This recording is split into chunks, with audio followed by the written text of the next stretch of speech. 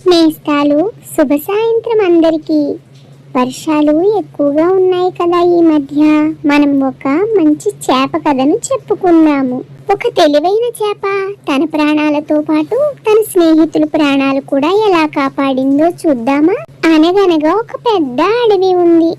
ఆ అడవి మధ్యలో ఒక పెద్ద చెరువు ఉంది. ఆ చెరువులో చాలా చేపలు ఎంతో కాలంగా ఎంతో స్నేహంగా నివాసం ఉంటున్నాయి. ఆ చెరువు దగ్గరికి రకరకాల పక్షులు వచ్చి చేపలను తింటూ ఉండేవి. ఆ చేపలు తన స్నేహితుల్ని కోల్పోవడంతో చాలా బాధపడుతూ ఉండేవి. ఒకరోజు అడవిలో చెరువు మీదుగా ఎగురుతున్న కొంగకి చెరువు కనిపిస్తుంది.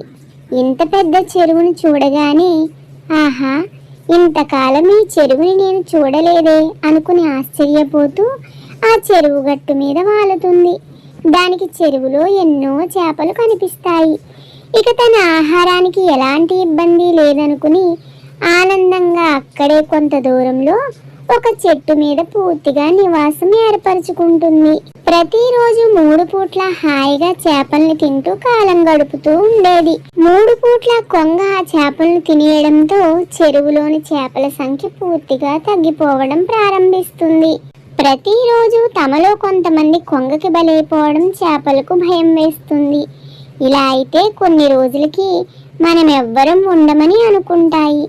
ఒకరోజు రాత్రి చేపలన్నీ కలిసి సమావేశమవుతాయి. కొంగ బారి నుండి రక్షించుకునే ఉపాయాన్ని ఆలోచిస్తాయి.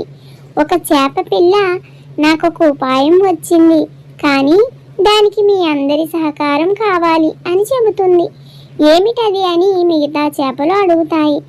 చేప పిల్ల తన ఉపాయాన్ని ఆ చేపలన్నిటికీ చెబుతుంది. ఆ మరుసటి రోజు ఉదయాన్నే చేపల్ని తినడానికి కొంగ చెరువు దగ్గరకు వస్తుంది.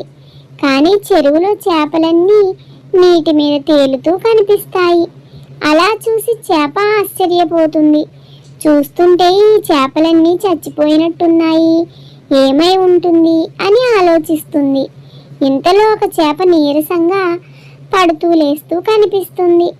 కొంగ ఆనందంగా ఆ చేపను పట్టుకోవడానికి ముందుకు వస్తుంది. కానీ ఆ చేప కొంగతో, నీకు బతకాలని ఉంటే నా మాట విను అంటుంది. కొంగ, ఏమైందో చెప్పు అంటుంది. నిన్న రాత్రి ఒక పెద్ద పాము చెరువు దగ్గరకు వచ్చి నీళ్లు తాగబోయింది. ఈలోగా ఒక పెద్ద చేప దానిని కొరికింది. దాంతో ఆ పాముకు కోపం వచ్చి చెరువులో విషం కక్కి వెళ్ళిపోయింది. దాంతో చెరువులో నీళ్ళన్నీ విషమయమైపోయాయి. అందుకే చేపలన్నీ చచ్చి తేలుతున్నాయి. నేను కూడా మరికొంతసేపట్లో చావబోతున్నాను. నన్ను తింటే నువ్వు కూడా చచ్చిపోతావు, జాగ్రత్త అని చెబుతుంది. దాంతో భయపడ్డ కొంగ, అమ్మో, ఇక్కడ ఈ చెరువులో ఇంకా తనకి ఆహారం దొరకదని తెలుసుకుని మరొక చెరువును వెతుక్కుంటూ వెళ్ళిపోదామని బయలుదేరుతుంది. కొంగ తన ఆహారం కోసం మరో చెరువుకి వెళ్ళిపోగానే చేప పిల్ల తన ఉపాయం పన్నినందుకు ఎంతో సంతోషిస్తుంది. అప్పటి నుండి మళ్ళీ ఆ చెరువులో చేపలన్నీ ఎంతో స్నేహంగా ఆనందంగా జీవించసాగాయి. చేప పిల్ల చిన్నదైనా వాటి ప్రాణాల్ని కాపాడుకోవడంలో తెలివిగా ప్రవర్తించింది. తెలివితేటలకు, మంచి చేయడానికి చిన్న పెద్ద అనే తేడా లేదు. అందుకే చిన్నపిల్లలు సలహాలు ఇస్తున్నారని తీసిపాడేయకుండా ఒక్కొక్కసారి చిన్నపిల్లలు ఇచ్చిన సలహాలను కూడా పరిగణనలోకి తీసుకోవాలి.